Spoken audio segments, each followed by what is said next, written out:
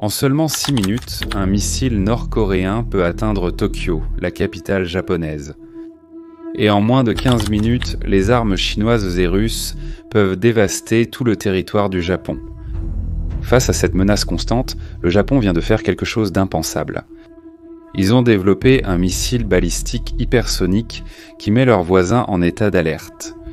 Les experts disent même que c'est peut-être l'une des armes les plus avancées que nous connaissons actuellement. Pour comprendre comment nous en sommes arrivés là, je veux que vous donniez un coup d'œil à cette carte. Cet archipel situé dans le Pacifique occidental et le Japon. Voyez-vous quelque chose ici ? Eh bien, ce que je peux vous dire, c'est que le Japon a une géographie qui est naturellement difficile en termes de défense. Mais le problème va bien au-delà de cela. Le pays est littéralement entouré de menaces. En premier lieu, il y a certainement la Chine qui a drastiquement augmenté son arsenal d'armes. Et parmi ces armes se trouvent ces missiles balistiques à moyenne portée qui peuvent atteindre des bases américaines sur le territoire japonais. Pour jeter encore plus d'huile sur le feu, le Japon contrôle 2 îles que la Chine veut récupérer. En utilisant quelques cartes et documents anciens, les Chinois affirment que les îles Senkaku d'Aoyu, dans la mer de Chine orientale, font en réalité partie de la Chine, ce qui génère des tensions constantes entre eux. Et dans cette liste de menaces, nous ne pouvons pas exclure la Corée du Nord, qui continue de développer des missiles avec des ogives nucléaires, les lançant fréquemment dans les eaux proches du Japon.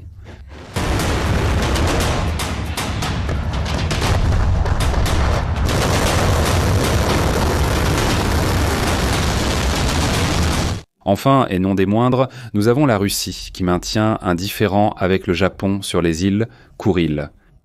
Situées entre les deux pays, ces îles ont été occupées par l'Union soviétique à la fin de la Seconde Guerre mondiale.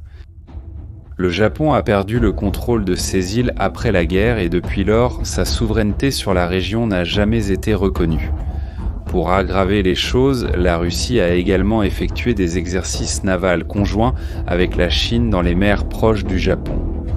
En regardant de près, c'est comme si le Japon était entouré d'un voisinage où tous les voisins sont armés jusqu'aux dents et, occasionnellement, pointent leurs armes vers leur cour.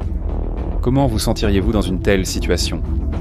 Eh bien, le Japon a décidé de ne pas rester les bras croisés. Face à ces menaces croissantes, le pays sort d'un état que beaucoup appellent sommeil. Une période de passivité militaire relative qui a commencé juste après la fin de la Seconde Guerre mondiale. C'est parce que, après avoir été vaincu en 1945, le Japon a adopté une constitution pacifiste, dont l'article 9 interdit au pays de maintenir des forces armées avec un potentiel offensif.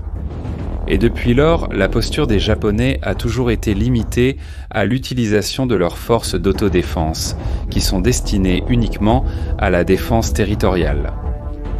Mais maintenant, le gouvernement de Tokyo a réalisé qu'il doit arrêter et éliminer toute attaque invasive à distance et à un stade précoce.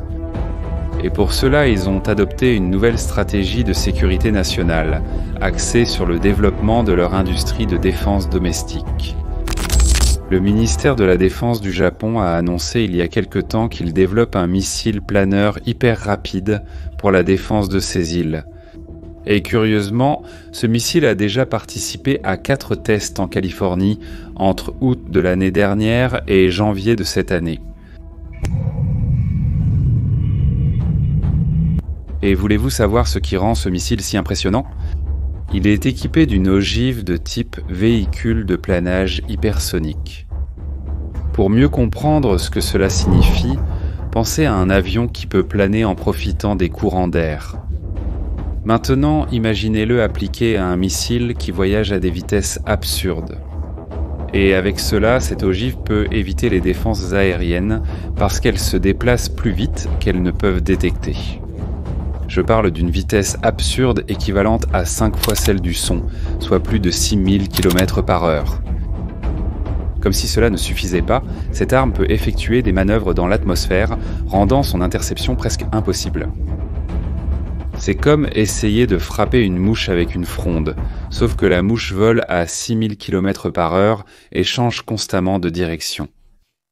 Mais ce n'est pas seulement la vitesse de ce missile qui attire l'attention. Sa portée représente également un progrès significatif. Selon les médias japonais, le projectile hypersonique de glissement Block 1 a une portée approximative de 500 à 1000 km. Pour comparaison, les missiles de défense côtière actuels du Japon ont une portée d'environ 200 km. Mais maintenant, avec ce nouveau missile balistique, le Japon quadruple plus que sa portée. Une version à plus longue portée, connue sous le nom de Block 2, est déjà en développement.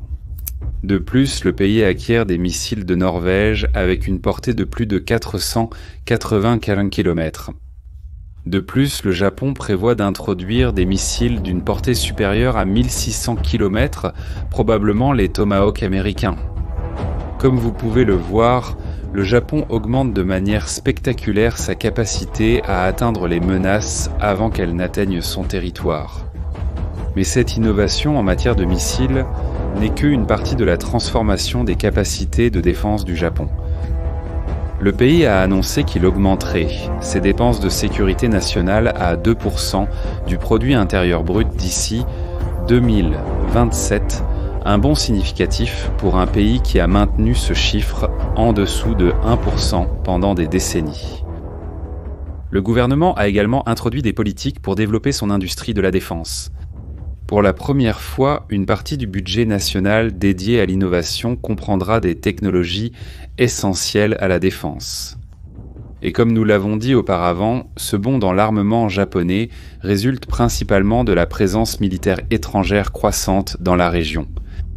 Pour vous donner une idée, une recherche récente a découvert que 90% des Japonais se méfient de la Chine et 61% croient que les Chinois envahiront Taïwan. L'un des aspects les plus surprenants de cela est qu'il y a peu d'opposition quand il s'agit de réarmer le pays, et cela était impensable il y a quelques décennies. Alors qu'il développe ses propres capacités, le Japon approfondit également son alliance avec les États-Unis, un partenariat forgé après la Seconde Guerre mondiale et qui, de nos jours, est plus important que jamais.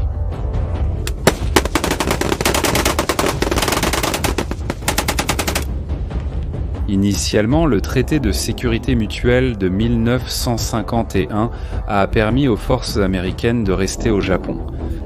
Déjà en 1960, le traité a été révisé, accordant aux États-Unis le droit d'établir des bases dans l'archipel en échange de l'engagement de défendre le Japon en cas d'attaque.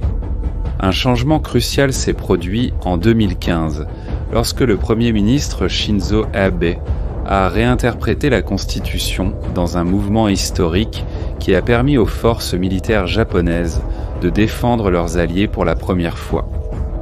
Et depuis lors, les deux pays ont travaillé étroitement pour améliorer la technologie des missiles balistiques, développer des capacités spatiales et maritimes et approfondir la coopération scientifique et technologique.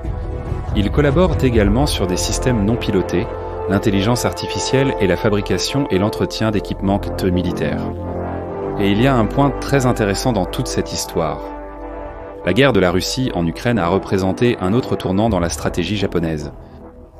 Le Premier ministre Kishida a lié le conflit à la sécurité dans l'Indo-Pacifique et est devenu le premier leader japonais de l'après-guerre à visiter une zone de combat lorsqu'il s'est rendu à Kiev en 2023.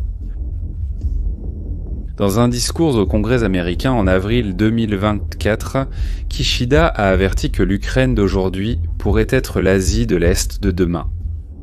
Cette préoccupation est devenue évidente lorsque nous examinons l'aide que les Japonais apportent aux Ukrainiens. Depuis le début de la guerre, le Japon a engagé plus de 10 milliards de dollars d'aide à l'Ukraine et a fourni des équipements militaires non létaux tels que des drones et des gilets pare-balles. Cela peut sembler peu à première vue, mais c'est un grand pas pour un pays avec un historique de contrôle strict sur l'exportation militaire. En février de cette année, le Premier ministre Shigeru Ishiba a rencontré le président Donald Trump à Washington. Dans une déclaration conjointe, les dirigeants ont promis de créer une nouvelle ère dorée dans les relations entre les États-Unis et le Japon. Il a été souligné que l'article 5 du traité de sécurité, qui oblige les États-Unis à défendre le territoire japonais, s'applique également aux îles Senkaku contestées. Vous vous en souvenez? Un message direct pour Xi Jinping.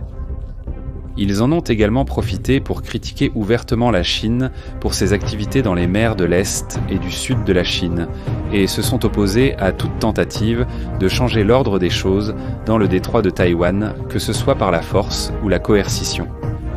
Comme vous pouvez le voir, le Japon ne veut plus se sentir menacé comme il l'a été dans le passé. Le récent test de missiles balistiques démontre clairement qu'ils sont déterminés à ne pas être intimidés par leurs rivaux. Et vous, qu'en pensez-vous? Croyez-vous que le Japon a raison de développer ses capacités avancées de missiles? Ou cela alimentera-t-il davantage de tensions dans la région? Laissez votre commentaire ci-dessous. Si vous avez apprécié cette analyse, abonnez-vous à la chaîne. Ainsi, vous resterez informé de toute nouvelle publication ici. À la prochaine!